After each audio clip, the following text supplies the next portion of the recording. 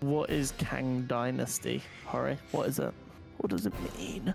I'm scared. Well, what does it mean? Do you know what? To tell you? Well, I was gonna say Dynasty is just it's like a collection of powerful people in it. Or is it royalty? I can't remember for which way around it is. I mean, I think it's been used in ancient Asia direction. Yeah. To just be like synonymous with an empire. But the Okay. dynasty would be like a family's empire. So when a family was in charge of the same empire. In before it's just a collection of For instance, Kangs. imagine you had the British Empire. Yeah, we were just the Instead British of it Dynasty. just being one family, different families took over. The dynasties would be an era of controlling that empire. Okay, yeah. I think. Anyway, so we could have multiple Kangs. So the Kang Dynasty or Kang War was a 16-part comic run inside the Avengers comic between June 2001 and August 2002. Okay. Basically, what happens is Kang arrives from the future with his son. Okay. And they blow up the UN headquarters. What a target. And they're like, we are in charge. We are here to bring peace and safety and security. Doubt. Like Darth Vader. I have brought security to my new empire. That was brilliant. The Jedi were the real enemy. Yeah. And like the Avengers are like, hey, yo, bro, you just killed a fuck ton of people. What do you mean peace and security? yeah, big doubt. At which point they then revealed no one actually died in the UN bombing. They had all been teleported to safety preemptively. They were just showing the power they had to show people to not bother fighting them because they are the one true protector of Earth. You know, standard, like... we're here to protect, not to conquer. Yeah. Yeah. We're protecting you from yourselves. Yeah. He then promises anyone who claims land in his name, i.e. helps him take over the world swiftly... Oh, no. will have a place by his side. That's why it's a dynasty. Which kind of invites a couple of villains to hang out. I believe that did include Magneto and Doctor Doom, as well as potentially Namor with the Atlanteans. Because Namor was of the opinion, if I help him take over the surface, he'll let me just continue to manage Atlantis and my people will be safe. Yeah.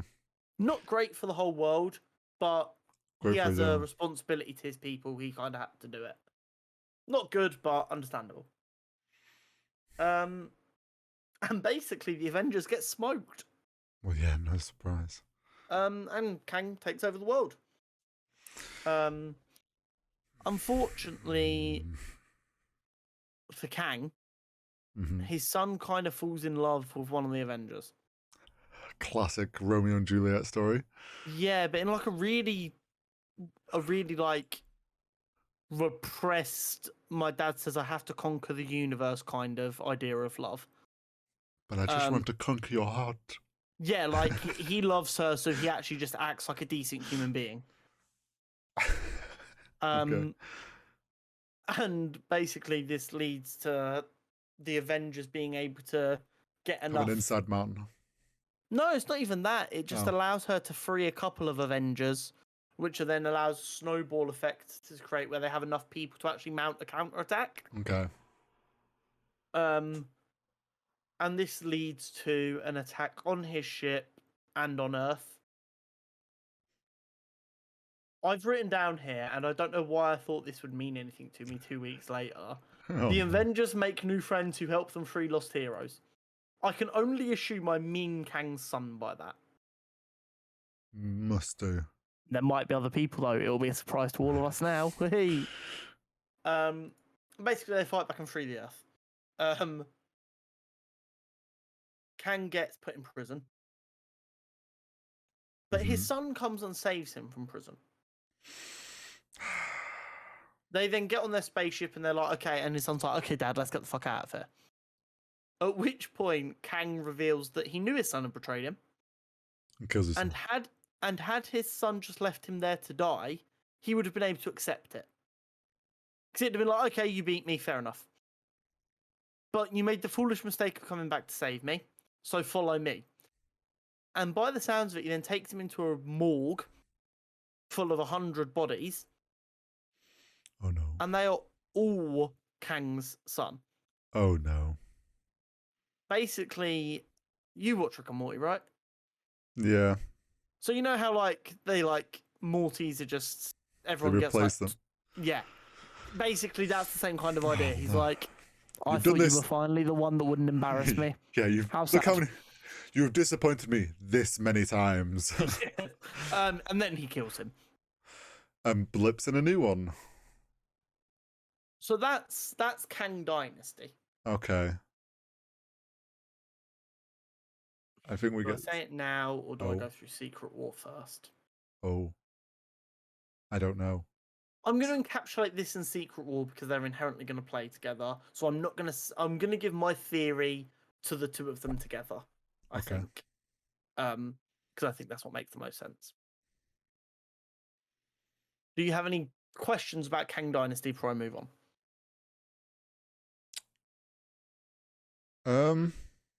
He's just talked for like 2 minutes. I feel like I just rambled. I'm trying to think because it's like it kind of to me going off what you said, and we know it's called Kang Dynasty. There are villains that we've been wanting for a while that have been yet to introduced and rumored, like Doctor Doom. It would make sense if that's part of it. The whole idea as well of like he's getting people to help him to take over Earth works into the idea of Kang Dynasty. He's getting people and they're creating it together. It'll be interesting to see if there's any like multiple Kang situation, because we seem to are gonna see a Kang in Ant-Man that may not be the Kang.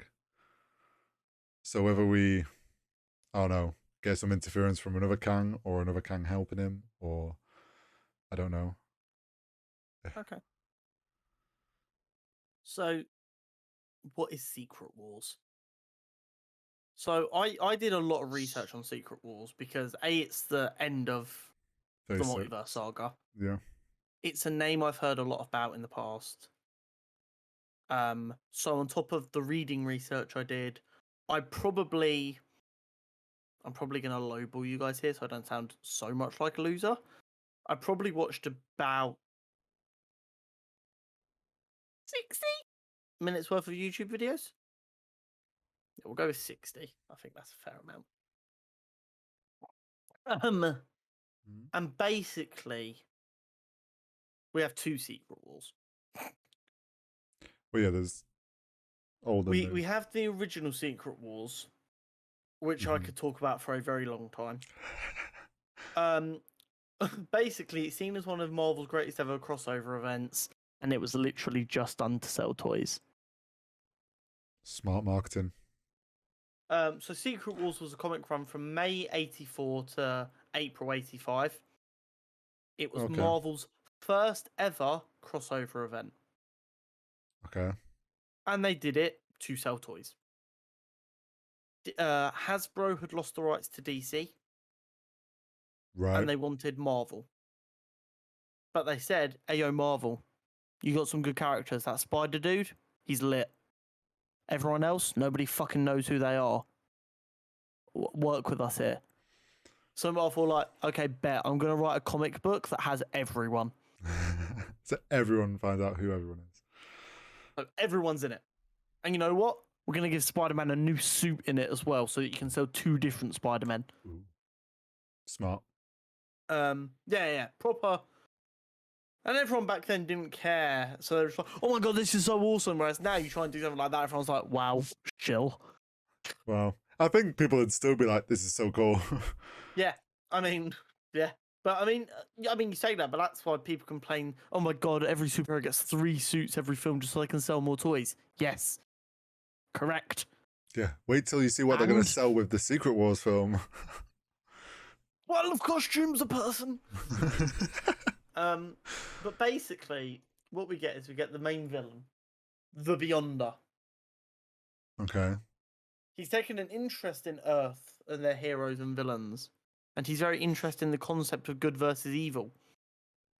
So what he does is he teleports all of them against their will to his own world, Battle World. Okay. And although it's supposed to be heroes versus villains, what actually happens is Magneto, for some reason, gets teleported alongside the heroes. Interesting. Which, of course, causes a bit of a dispute. Yeah. The X-Men are kind of like, hey, leave Maloney's a mutant. Yes, we have our issues, but we're working on them. This is an internal problem. Don't This you is worry a family about it. issue. Yeah. Whereas the Avengers are like, hey, yo, that guy literally destroyed New York yesterday. The fuck? So we also get a bit of a separation there. So it kind of becomes heroes, villains, mutants. Okay. And this leads to, of course, a lot of big fight scenes between the three factions. Mm-hmm. In various ways. We also get Spider-Man in his black suit for the first time. Oh yeah, that's when it got Which, introduced. of course, would later become Venom. Oh yeah, because it's a symbiote suit. And it was later retconned that Daredevil was also there during Secret Wars, but no one remembers him being there because of the teleportation shenanigans. And he tried on the black suit first and drove it insane, which is why it acted so batshit crazy when Spider-Man finally got hold of it. Yeah, I mean, I would if I was in Matt Murdock's hair. Exactly. So basically, Doctor Doom then hatches a plan to steal the Beyonder's power because he's like, hey, yo, that dude mad yoked. Yeah. It's like, fuck everyone else. I want the main guy. Yeah, he's like, hey, yo, I'm going to be a wham. So he works, I say works with, he beats Ultron and then reprograms him to help with his plan. This is the best way I can Factory describe reset. it. Yeah, literally. To steal the Beyonder's power. Which he does temporarily. Oh. But I mean, it kind of becomes short-lived because everyone then fights against him. Yeah, you kind of just put a massive target on yourself when you do that. Yeah, but he thought, I have all this power, I'll be able to get away with it. But then the Beyonder kind of, while he was fighting, woke up and stole his power back. He's like, bro, it ain't that simple. Like, mine. Yeah, you had fun with that while it lasted. Yeah, exactly. So Doctor Doom kind of loses power again, and then Reed's like, hey, yo, guys, I worked out how to get home. Can we... I'll take the villains home. You're all going to prison, but we can all just go home. It's cool. But the Thing doesn't go with them. Oh. Because on Battle World, he can turn back to a human at will. Right. So he's like, I kind of just want to be a human again for a while. Fair. So She-Hulk replaces him in the Fantastic Four. Oh. And he stays on Battle World for a while, and Reed leaves him with the teleporter so that he can come home whenever he's ready. Fair. And then Spider-Man brings back the symbiote with him, wears it for a while, realizes it's Venom, and so on and so forth. So that was the original Secret Wars. So, which is loved, but kind of makes a shit film. Yeah. Also, does this whole like teleport thing not affect the time? Don't ask questions. Okay, sorry, sir. I will raise my hand next time. Time what? Time like line? Yeah, in their real, like, do they know they've been gone the same amount of time? This was comics in the 80s. Don't ask questions. That was the rule in the 80s. It's just, maybe. Who knows? Well, I was like, do they go back to where they left off as well as? I assume so. Okay. I assume so. I'll put my hand up next time. Then in 2015, we got a new Secret Wars, Mm-hmm. The not which is not liked one. liked. Yeah. Not that liked, but sounds like a really cool concept. I think they just missed a couple of beats. So basically, Secret Wars takes place at the end of the Incursions. Right. The entire universe is basically destroyed. Sorry, the entire multiverse is basically destroyed. And what we have is we have Earth 616 crashing into the Ultimate's Earth, which is... I don't know, I'm going to Google it. I don't have any notes for this bit. This is all I going don't to know. be off the dome. Ultimate Marvel Earth. Oh, there we go. 1610, Okay.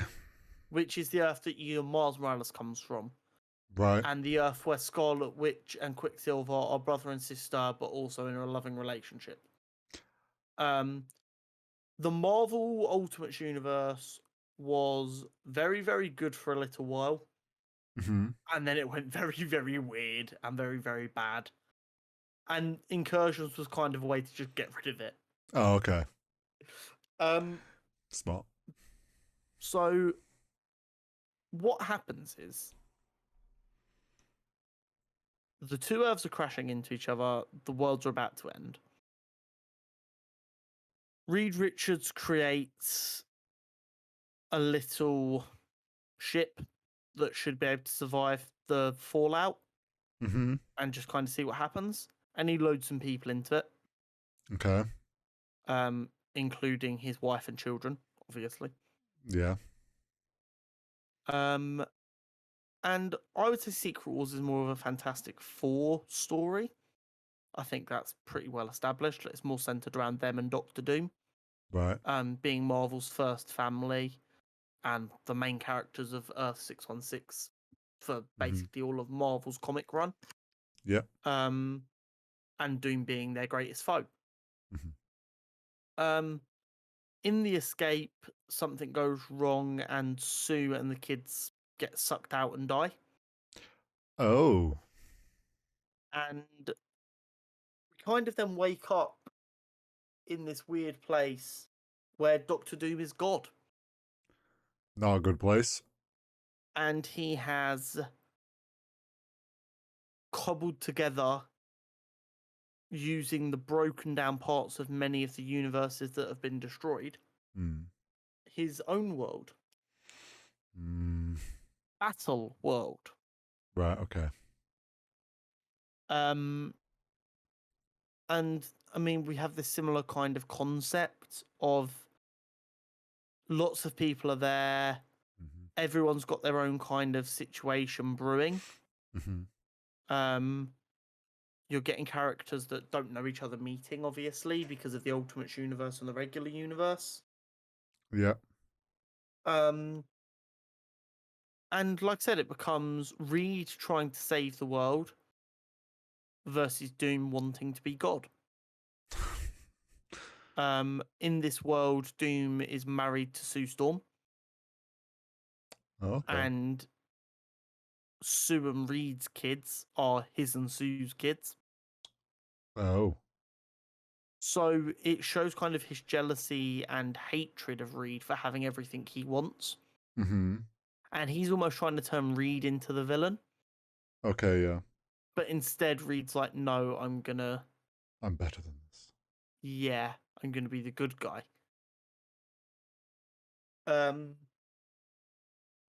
So, I mean, shenanigans incur as everything does with a story. You've got to have stuff going on to keep it compelling in between. Which, I mean, isn't worth a lot. A, because I don't have notes to tell you what they are. But B, Marvel will change them things to suit what they want anyway. Yeah. And what it boils down to is Doom doesn't actually have enough power to keep this world going. It's breaking down. I get you. It's not sustainable. So essentially, they work out the problem is Doom is too desperate to have the world made in his image. But he doesn't have enough imagination to do it. Like, I know that sounds really corny, but Yeah. like, Oh no. he's too single-minded, I guess would be the less corny way of describing it.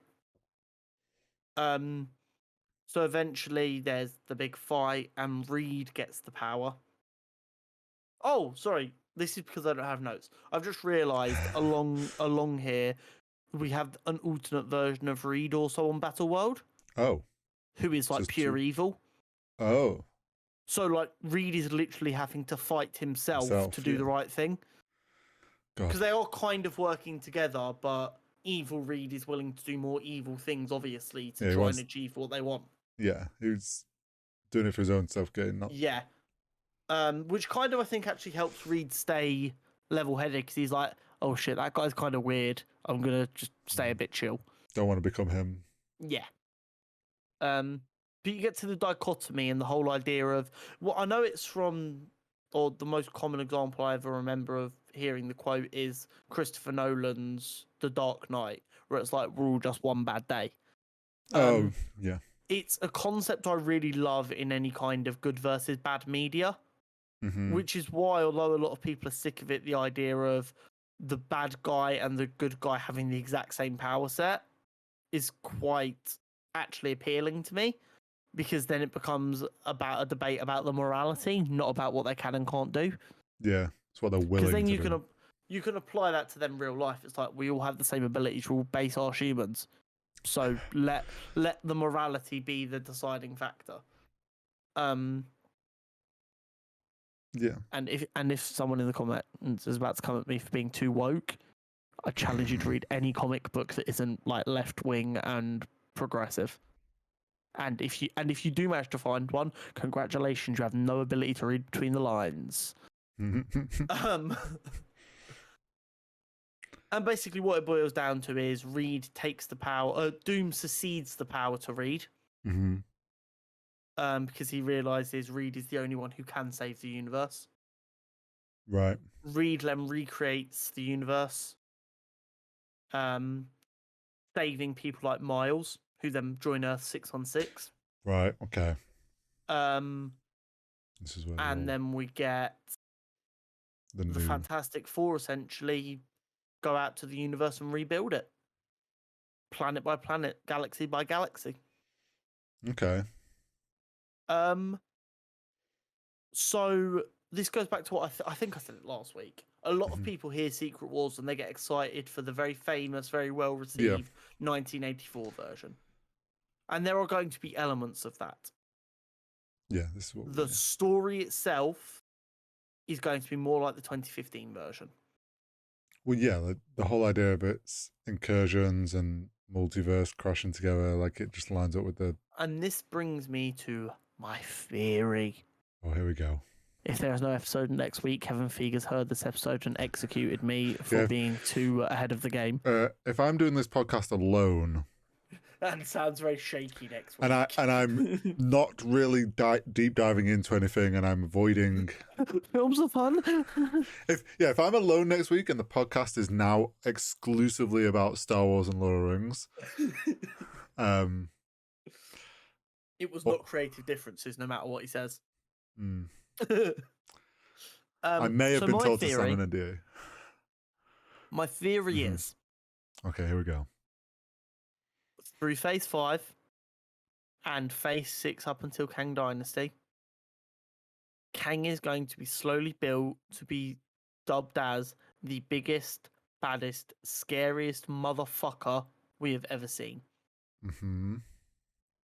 Kang Dynasty is going to end with Doctor Doom making him look like a little bitch and killing him. Okay. So that Doctor Doom can then be the villain for Secret Wars. And instead of building a villain like they did with Thanos through like 2 phases, they're building Kang, and we're all like, oh my god, he's so scary. I don't know how they're going to stop him. And then they build up this terrifying guy and have Doctor Doom, who a lot of people who don't read comics already know how scary he is, come in and crush this guy like a fucking ant. And that moment in the cinema is going to hold as much gravitas as some of them big cheering moments, although people won't be cheering. Oh yeah, And we like the everyone's gonna moments go- like when Yeah. Thanos Like the snapped. hammer and the Thanos snap and stuff like that, where we're like, oh shit. Mm-hmm. The Avengers are like, people are dead, they're broken up, they are all ready to retire, and they barely beat Kang, and this guy's just come along and like made it look easy. I think you're right. I Doctor think Doom is the main villain of the multiverse saga. because you've also got to remember, right before Kang Dynasty, we get the Fantastic Four film, Mm-hmm. which, We're also rumored to get Doctor Doom in Wakanda Forever. well, yeah, also that. So I think what we're going to see is, I think we might not necessarily get to see Doctor Doom in Wakanda Forever. I think they're going to start name dropping him, or like descriptive dropping him. You know how they do with like talks of a person and we all put pieces together. And then I think you're right in the sense of Kang's going to be the one that everyone's focused on and we're building up. Kang Dynasty, the idea that he gets villains to help him. Doctor Doom helps him. And maybe that's when we first meet Doctor Doom. And we think, oh, here he is. Like, of course, this guy we've heard about is going to help the big bad guy. And then, like you say, it's going to flip. And everyone's not going to expect that Doctor Doom's the one actually in control. And I mean, a lot of people who like are heavily into the comics are probably going to be in our comments like, well, yeah, duh, dumbass. And it's like, yeah, no, but you don't get it. These films aren't for avid comic readers. Don't get wrong, they're happy to take our money and they want us to enjoy them. But these are for people who haven't read comics. This is their own little universe. They will be aware of Doctor Doom because of people like me and the other comic book nerds on Twitter like, hey, yo, finally we're getting Doom. This is going to be lit, bruh.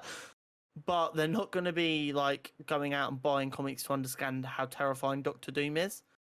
There is no better way in film. Imagine if Star Wars introduced the next villain back in episode 6 by just having them fucking break Darth Vader in half like it was nothing.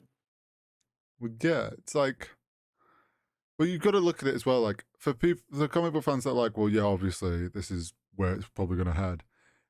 The majority of people that watch the Marvel films spent phases 1 to 3 slowly being teased and built up about Thanos, and then Thanos was the big bad. They're now being slowly teased and built up about Kang, and now going to, especially in phase 5, to most avid viewers and fans that don't even listen to this podcast necessarily or deep dive into it, are going to be watching films going, oh, Kang's going to be the big bad. Kang Dynasty. Like, this is where it's going. He's after Thanos, so he has to be scarier. Yeah, exactly. Like, he's obviously, like, multiverse scary. And then how do you subvert expectations? Have him just get curb stomped by someone. Yeah, like, it's just going to completely flip. Especially, like, you've got to understand as well, like, the fact they're putting 2 Avengers films so close together, it's got to be a big, like, flip of who's in power. Yeah. Because otherwise, Kang Dynasty would be the end one. Like, it'd be something about... So, yeah, I think your theory is really solid. And obviously, it makes sense that it's going to be more taking parts of the second Secret Wars because it's multiverse and we've already been told about incursions. That being said, while I do think it's going to be more of the second one, if we don't get a Spider-Man black suit, I'm going to be livid. Livid. Wonder if they'll give us a Spider-Man and a Miles Morales. And that's how Miles Morales gets introduced in Secret Wars. I don't want to wait that long, Jorge. I'm going to be completely honest with you. Well, yeah. No, I don't think anyone does, but... Oh, yeah, I'm not down to wait that long. Sorry.